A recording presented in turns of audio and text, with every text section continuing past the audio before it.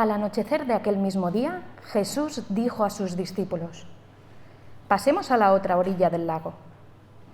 Entonces despidieron a la gente y llevaron a Jesús en la misma barca en la que se encontraban. De pronto se desató una tormenta, y el viento era tan fuerte que las olas, cayendo sobre la barca, comenzaron a llenarla de agua. Pero Jesús se había dormido en la parte de popa, apoyado sobre una almohada.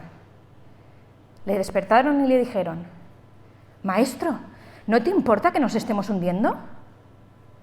Jesús se levantó, dio una orden al viento y le dijo al mar: «Silencio, cállate». El viento se detuvo y todo se quedó completamente en calma. Después dijo Jesús a sus discípulos: «¿Por qué tanto miedo? ¿Todavía no tenéis fe?».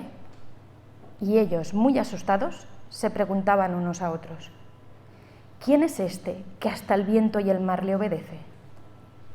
Y como sabéis, esos días estamos simplemente yendo por una serie de los milagros que Cristo hizo. Y estamos haciéndolo más o menos en el orden cronológico. No exacto, pero por ahí va. Estamos todavía muy al principio del ministerio del Señor. Y entonces, como dice en Marcos capítulo 4, si tenéis vuestras Biblias abiertas para poder seguir. Este relato lo encontramos en los tres evangelios, lo que llaman los tres evangelios sinópticos, Mateo, Marcos y Lucas. Vamos a pasar nuestros pensamientos en el libro de Marcos porque da unos cuantos datos más que los otros evangelios. Cristo cambia las tragedias en oportunidades. Cristo cambia las tragedias en oportunidades. Pero ¿oportunidades para qué? Sugiero, es para conocerle más. Cristo cambia las tragedias en oportunidades para poder conocerle más. Y esto es lo que encontramos en este relato. Voy a sugerir que encontramos dos tragedias y dos preguntas. Dos tragedias lo encontramos en los primeros versículos. Y la primera tragedia es que en un sentido podemos ir diciendo, bueno, veo algo parecido en mi propia vida. Primera tragedia, Jesús durmiendo. Imaginad la escena. Jesús había estado predicando y haciendo una serie de milagros, y entonces ya de noche, ya por la noche, él entra en la barca, los discípulos le siguen, y entonces empiezan a atravesar el lago. Lo llaman mar de Galilea, pero realmente es un lago muy grande. Empiezan a pasar por el lago. Empieza una tormenta, notamos una tormenta de viento, no de lluvia, una tormenta de viento, hasta tal punto de que el mar embravecido empieza a llenar el barco. Los discípulos con mucho miedo piden ayuda del Señor. El Señor reprende al viento y al mar, y hubo una gran bonanza, y entonces los discípulos seguían con miedo. Entonces Jesús habla con ellos. Entonces, esta es la historia en sí. Vamos a analizarlo. En primer lugar, notamos que dice el texto, Marcos capítulo 4, versículo 35, al venir la tarde. O sea, este relato se trata no de una cosa al mediodía. Se trata después de un día de trabajo, ya cansados todos, y estamos entrando en un periodo de oscuridad, periodo de noche. Y dice en Mateo 8 de que Jesús vio grandes multitudes y subió al barco, y sus discípulos, seguidores, les siguieron.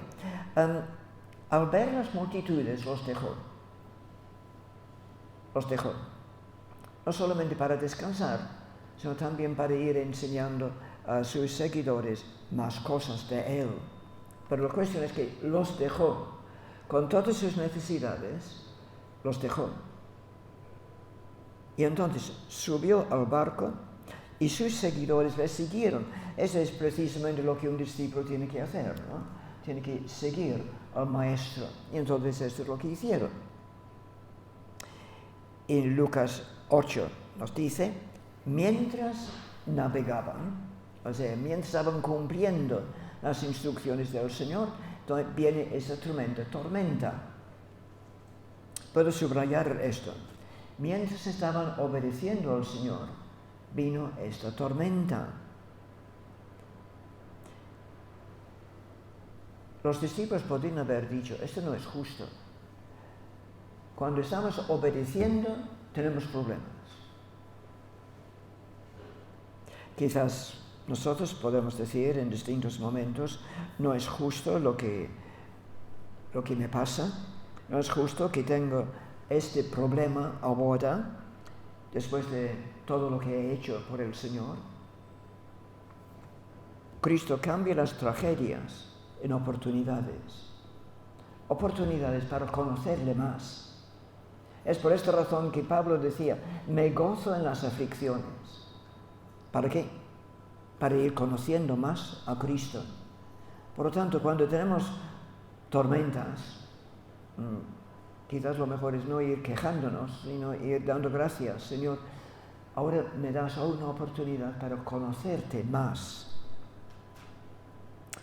Quizás muchos misioneros al llegar a otros países, especialmente el siglo pasado y otros siglos, cuando encontraron tantas enfermedades y tantos misioneros murieron, a veces muy poco después de haber llegado al país de misión. Podían quejarse, Señor, es justo que tenga esta experiencia después de todo lo que yo he hecho por ti. Pero Marcos nos da un detalle aún más. Y este es que Jesús estaba durmiendo en la popa, es la parte de atrás, dormía, sobre el cojín. Los barcos tenían un cojín especial, el cojín, donde se sentaba el timonero. Entonces Jesús se había puesto en el lugar del timonero para ir guiando la barca. Entonces nadie podía ir tomando el timón, porque estaba Jesús allí, dormido, caído sobre el mismo timón, durmiendo sobre el cojín.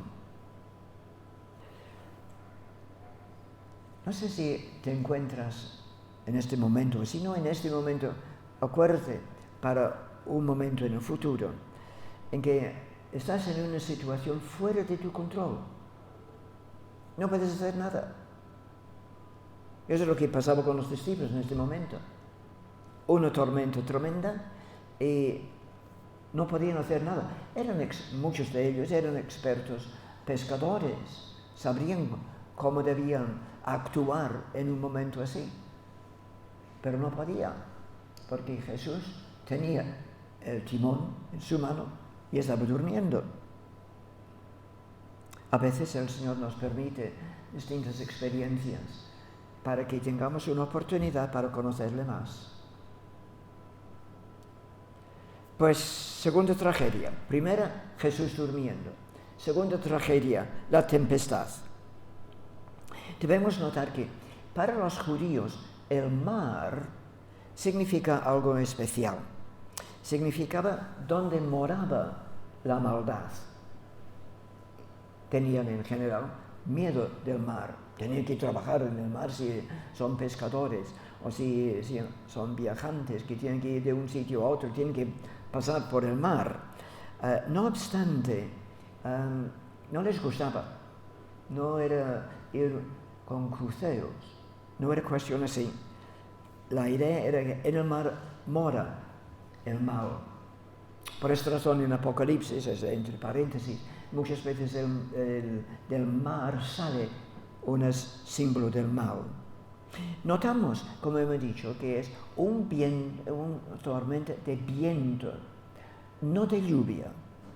No es que había relámpagos y cosas así, como a veces podemos ver en dibujos de de escuelas dominicales. No, era una tempestad de viento. Alrededor del lago de Galilea había una serie de montañas y hacían un embudo para que el viento podría pasar y causar en distintos momentos un mar embravecido. Tempestad de viento. ¿Y qué es lo que nos dicen? Miramos el texto. En Marcos capítulo 4, versículo 27, dice que las olas literalmente golpeaban la barca, embestían contra la barca. Mateo dice que como consecuencia la barca estaba siendo hundida por las olas y Lucas vuelve a decir la barca se estaba llenando de agua. O sea, aquellos discípulos no es simplemente que notan el viento, vaya qué viento hace hoy, sino el viento agitaba tanto el agua que las olas golpeaban una y otra vez la barca. Entonces, dos tragedias. Cristo durmiendo y una tempestad. Y quizás muchos de nosotros hemos tenido experiencias, por lo menos algo parecido. Alguna tempestad y oramos y parece como si Jesús estuviera durmiendo. No hace nada. Es una oportunidad de una situación fuera de nuestro control que podemos ir encontrando la verdad de lo que hemos estado cantando. Tu diestra me ha sostenido.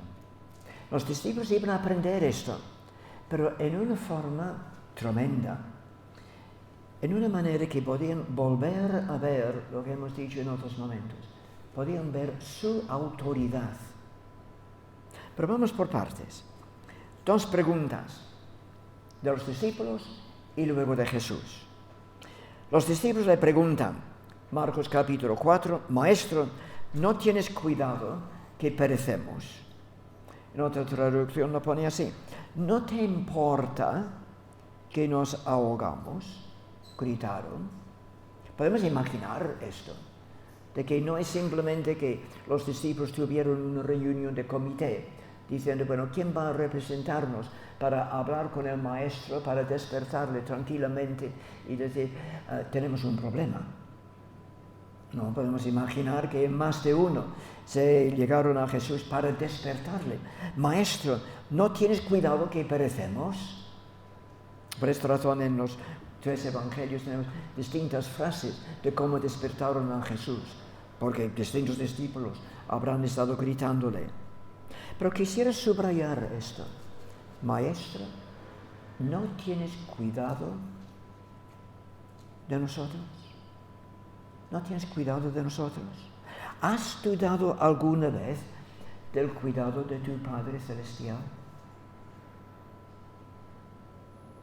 ¿Alguna vez ha salido un grito en tu corazón? ¿No te importa lo que estoy pasando ahora? Cuidado. Podemos ir expresando nuestras penas delante del Señor, pero cuidado con lo que decimos. Si vamos diciéndole, no tienes cuidado de mí, ¿verdad que es un insulto muy grave? Señor, ¿no tienes cuidado de mí? Por supuesto que tiene cuidado de ti. ¿Te estás ahogando en alguna preocupación? ¿O estás ahogando en un mandamiento bíblico que te cuesta aceptar? Lucas dice la pregunta de otro discípulo, Maestro, estamos en un momento difícil. Maestro, es curioso que subraya la palabra maestro, no le llama en este momento Señor, maestro. ¿Podemos decir algo esta mañana? Maestro, enséñanos. Queremos aprender. Maestro, enséñanos. No sé la experiencia que estás pasando en este momento. No sé, la preocupación que puedes tener en este momento o lo que tendrás durante esta semana. Pero puedes decir, Maestro, enséñame. Mateo simplemente dice, sálvanos, Señor. Es la oración de un pecador, ¿no? Sálvame, Señor, sálvame.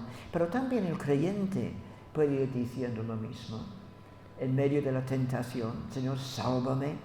No quiero ceder a la tentación, quiero obedecerte. Señor, sálvame.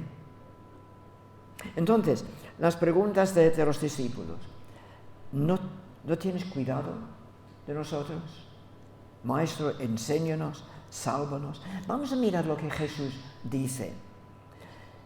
Mateo capítulo 8, versículo 26. Jesús les dijo, después de ser despertado, ¿por qué teméis, hombres de poca fe? Es una pregunta un poco rara, ¿no?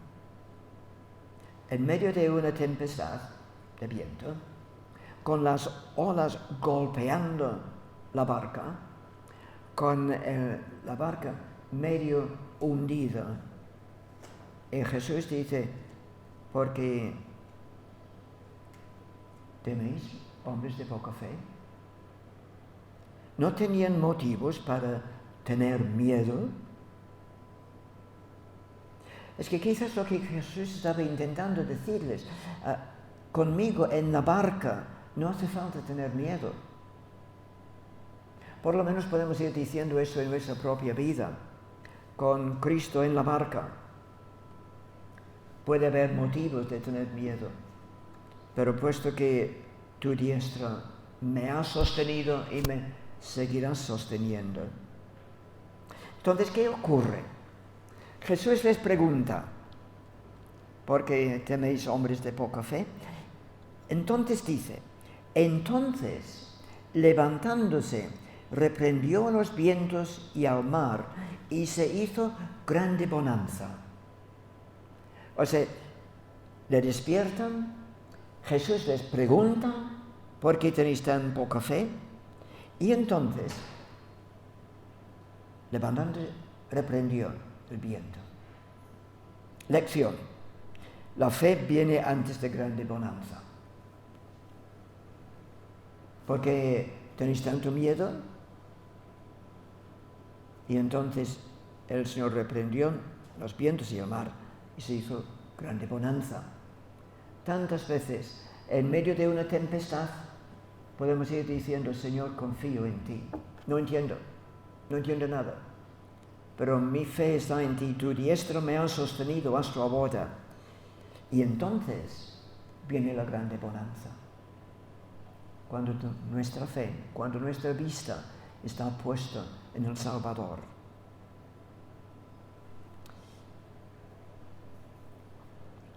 Pero tenemos un problema.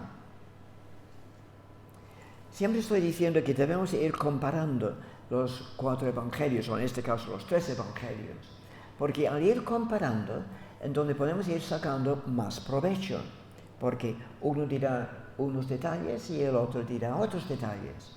Entonces, al ir comparando todos, entonces podemos sacar mucho provecho. Pero entonces hemos visto como Mateo dice, después de despertar al Señor, entonces el Señor les hace la pregunta, ¿por qué tenéis tanta fe, hombres de poca fe? ¿Por qué estáis con tanto miedo? Y entonces habla y hay grande bonanza. Pero Marcos y Lucas apunta la reprensión de los discípulos después de la calma, no antes. Mateo habla de antes. Marcos y Lucas apunta después de la calma. Notamos lo que dicen en Marcos capítulo 4, versículo 39. Y levantándose, reprendió el viento y dijo al mar, calla, enmudece. Y cesó el viento y se hizo grande bonanza. Y, a continuación, y les dijo, ¿por qué estáis así atemorizados? ¿Cómo es que no tenéis fe? Imagina la escena. una tempestad tremenda. Las olas golpeando la barca medio hundido. Jesús está durmiendo. Varios de los discípulos le despiertan en forma un poco brusca. El Señor les dice: ¿y por qué tenéis tanto miedo? Reprende el viento. Grande bonanza. Y los discípulos vuelven a tener miedo. Pero ¿por qué tienen miedo si ya ha pasado la tormenta? Porque esto es lo que dice. Después de cesó el viento y se hizo grande bonanza, sigue diciendo: ¿por qué estáis atemorizados? Versículo 44. Entonces temieron con gran temor. Y se decían el uno al otro: ¿quién es este que aun el viento y el mar le obedecen? Antes tenían miedo porque estaban ahogándose. Ahora es otro miedo. Ahora están diciendo: ¿quién es este que aun el viento y el mar le obedecen? Su temor ahora era su lógica conclusión. Después de ver lo que él hizo, vieron su autoridad. Él que tiene autoridad sobre la naturaleza. ¿Y quién tiene autoridad sobre la naturaleza? Pues el creador de la naturaleza. ¿Y quién es el creador de la naturaleza? Dios mismo.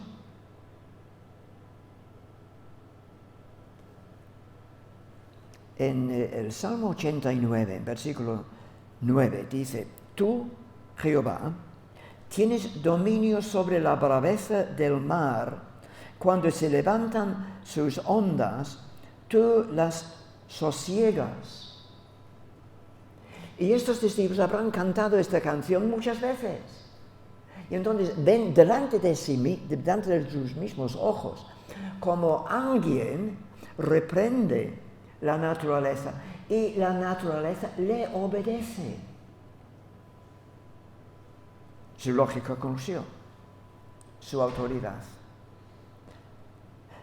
¿Me permites hacer una pregunta? ¿Tenemos nosotros este miedo justo y razonable delante de Dios? Se ha mencionado al principio una serie de los nombres de Cristo. ¿Tenemos este miedo, esta profunda reverencia delante de nuestro Dios? Vale, los discípulos en este momento estaban atemorizados. No es cuestión de estar atemorizados, salvo de que estamos en una actitud de desobediencia flagrante al Señor. Entonces sí podemos tener un poco de miedo. Pero sí podemos tener una profunda reverencia tener en este sentido temor de Dios. Parte del problema de nuestra sociedad hoy es que hay poco temor de Dios. Vamos a concluir, pero voy a decir un par de cosas. Mira, Marcos capítulo 4, versículo 39. Otra manera de traducirlo es: y dijo al mar, calla, sosiégate. Y esa es la traducción del griego, perdón, en una forma directa. Calla, sosiégate. Salmo 89, versículo 9. Vamos a volver a citar este texto. Tú, Jehová, tienes dominio sobre la braveza del mar. Cuando se levantan sus ondas, tú las sosiegas. Reconocían la autoridad de Cristo en sus vidas. Isaías 30, versículo 15. Porque así dijo el Todopoderoso, el Señor, el Santo de Israel. ¿Qué es lo que dice? En descanso y en reposo seréis salvos. En quietud y en confianza será vuestra fortaleza. Ahora nosotros podemos tomar esto y decir, gracias Señor por esta promesa. Ahora quiero volver a estar quieto y con confianza, sabiendo que tú puedes ir diciendo a las olas que en este momento está golpeando mi barca, calla, sosiégate. Pero realmente aquel versículo no termina ahí. Vuelvo a leerlo y sigo con 3 palabras más que dijo el profeta Isaías. Porque así dijo el Eterno, el Señor, el Santo de Israel: en descanso y en reposo seréis salvos, en quietud y en confianza será vuestra fortaleza, y no quisisteis. Qué triste. El profeta está diciendo al pueblo del Señor, mira, confianza en el Señor, y vas confiando en Él, y entonces tendrás descanso. Y el pueblo no quiso. Quizás es un reto para nosotros. Decir, Señor, de verdad, ayúdame. Ayúdame quizás en el momento de la tempestad, de tener esta confianza en ti. Pero después, cuando estoy viendo algo de tu autoridad en mi vida, cuando estoy viendo algo de tu gloria, y tengo otra vez miedo, ayúdame a escuchar tu palabra. Sosiégate, calma. Y entonces termino con solamente una frase que encontramos en Marcos capítulo 4. Y una frase que muchas veces lo olvidamos. Leo el versículo 36. Y despidiendo a la multitud, le tomaron como estaba en la barca, y había también con él otras barcas. Imaginad la escena. Jesús, dejando la multitud, entra en la barca, los discípulos le siguen, empiezan a cruzar el mar, empieza una tormenta de viento tremendo con las olas golpeando la barca, pero no era la única barca. Había también otras barcas. ¿Y qué pasó con ellos? Pues en un sentido, por contagio, también recibieron ayuda. Puesto que el Señor obró en la vida de estos discípulos, puesto que el Señor obró en su vida, otras personas también recibieron beneficio. Ojalá que podamos ir experimentando la obra del Señor en nuestra vida, que podamos ir reconociendo su autoridad, que podamos ir viendo cómo Él obra, cómo Él nos va dando este sosiego, esta tranquilidad, y que otras personas pueden también recibir beneficio. Vamos a orar. Dulce refugio en la tempestad es Jesucristo el Salvador. Padre, gracias porque tantas veces nuestro Salvador nos ha dicho, calma, sosiégate, cuando nos hemos acercado a ti. Por lo tanto, Señor, queremos en este instante ir acercándonos a ti. Tu diestra nos ha sostenido en el pasado y en este mismo momento quieres ir sosteniéndonos y ayudándonos. Ayúdanos entonces, Señor, a disfrutarlo. Y ayúdanos a tomar la decisión. Quiero seguirte más de cerca. Estás con nosotros en la barca. Queremos seguirte en cada momento. Padre, ayúdanos para que tu bendición en nuestra vida pueda ser de ayuda para otros, para otras barcas. Te lo pedimos en el nombre de Cristo. Amén. Amén. Que el Señor nos bendiga mucho.